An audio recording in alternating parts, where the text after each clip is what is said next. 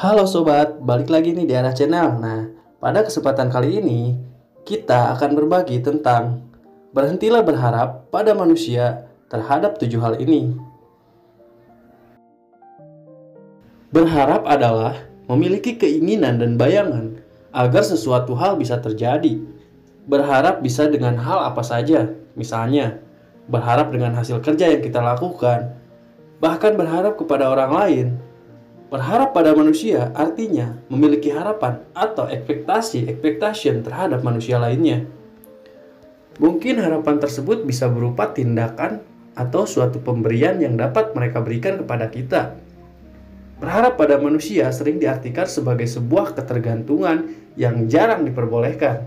Mengapa? Karena masing-masing orang mungkin memiliki harapan dan keinginan yang berbeda-beda, sehingga sulit bagi semua orang untuk menyamaratakan keinginan mereka menjadi satu. Kekecewaan sering terjadi ketika kita terlalu sering berharap pada manusia. Nah, itu betul. Kekecewaan terbesar juga sering terjadi ketika kita menempatkan harapan yang salah kepada orang yang tidak bertanggung jawab atau mereka yang tidak memegang komitmen dengan baik. Untuk menghancurkan atau mengurangi harapan kita terhadap orang lain, terutama harapan-harapan di dunia kerja, ada 7 hal yang harus kita hindari. Yang pertama, berhenti berharap orang lain akan menghargai kita. Mungkin sebagai makhluk sosial ya, manusia memang sangat ingin dihargai dan dihormati oleh orang lain. Merasa dihargai akan membuat kita merasa diakui keberadaannya oleh orang lain. Itulah mengapa satu hal yang sering diharapkan oleh seseorang adalah rasa hormat dan penghargaan dari orang lain.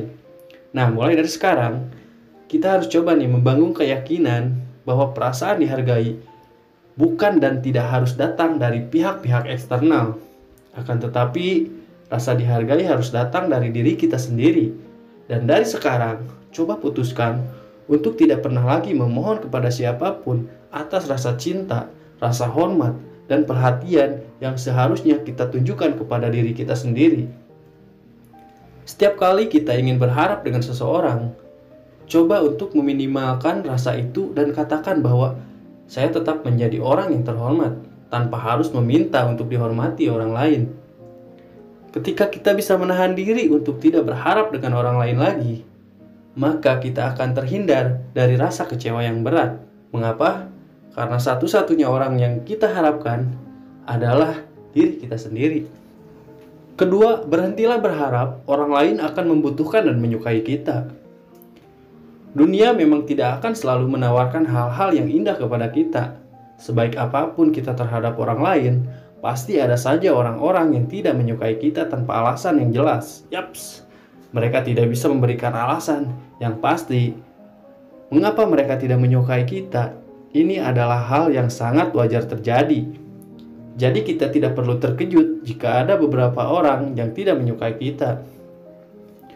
Oleh karena itu, mulai dari sekarang kita perlu berhenti berharap bahwa orang-orang akan menyukai dan membutuhkan kehadiran kita. Karena kenyataannya tidak akan pernah seindah itu. Apapun yang terjadi, jangan pernah lupakan nilai yang kita miliki. Tegaskan dalam hati kita dan pikiran kita bahwa kita adalah orang yang sangat bernilai dan berharga. Sehingga kita tidak memerlukan pengakuan dari orang lain bahwa mereka menyukai kehadiran kita.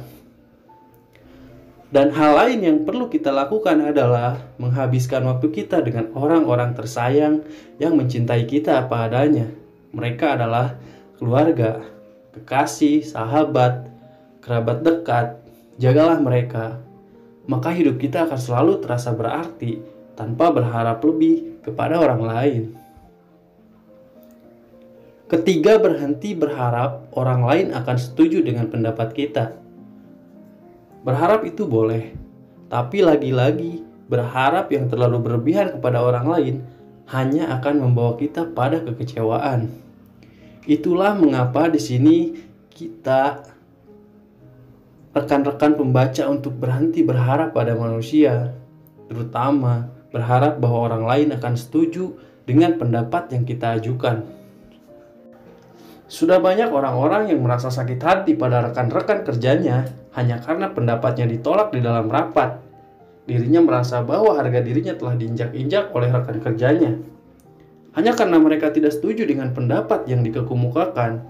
Mulai dari sekarang, kita harus menyadari satu hal penting, bahwa setiap orang memiliki pemikiran yang berbeda-beda dengan kita, dan mereka memiliki hak yang sama seperti kita untuk menyampaikan pendapat mereka sendiri. So, kita tidak perlu marah atau merasa kecewa ketika orang lain tidak setuju dengan pendapat kita. Hilangkan harapan tersebut dan kita akan baik-baik saja. Keempat, berhenti berharap orang lain sesuai dengan apa yang kita pikirkan. Oh, saya pikir dia itu orangnya seperti ini.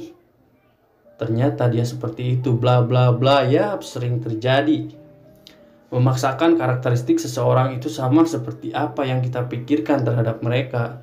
Sehingga ketika suatu saat kita melihat dan menyadari bahwa apa yang kita pikirkan tidak sesuai dengan keadaan sebenarnya, hal itu malah akan membangkitkan rasa kekecewaan tersendiri bagi kita. Jadi mulai dari sekarang, kita perlu berhenti berpikir bahwa orang lain akan sama seperti apa yang kita pikirkan tentang mereka. Kelima, berhenti berharap orang lain akan merubah seperti yang kita mau. Ya, terkadang keegoisan yang kita miliki mendorong diri kita untuk memaksa seseorang berubah seperti apa yang kita inginkan.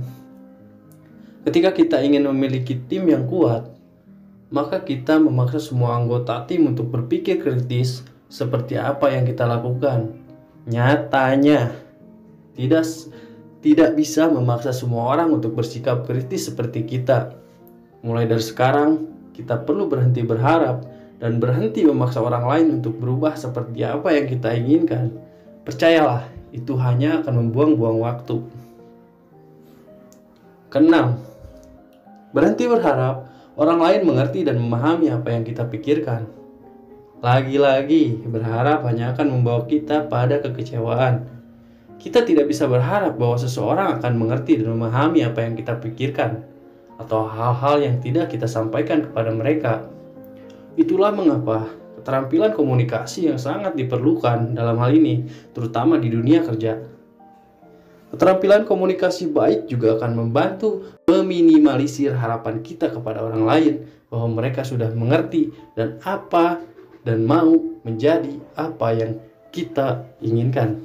Jangan menunggu orang lain untuk memahami apa maksud kita, namun buatlah mereka memahami apa yang kita pikirkan dan apa yang ingin kita sampaikan. Ini 7 yang terakhir.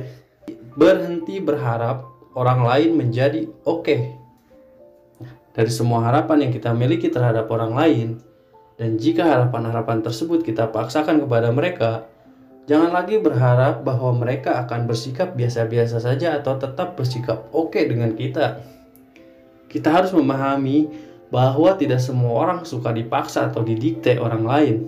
Jadi jangan berharap orang lain akan bersikap oke setelah kita melakukan hal-hal yang tidak menyenangkan terhadap mereka. Nah, mungkin itulah 7 yang harus kita hindari, terutama harapan kita kepada sesama makhluk.